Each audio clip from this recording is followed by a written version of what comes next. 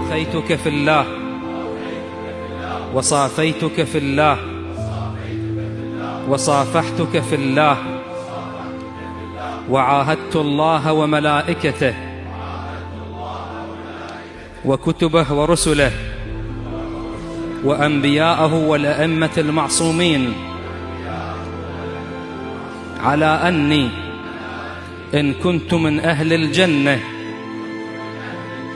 والشفاعة وأذن لي بأن أدخل الجنة لا أدخلها إلا وأنت معي، قبلت أسقطت عنك جميع حقوق الأخوة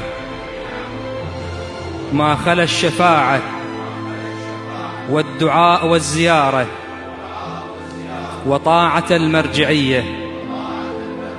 صلوا على محمد وآل محمد.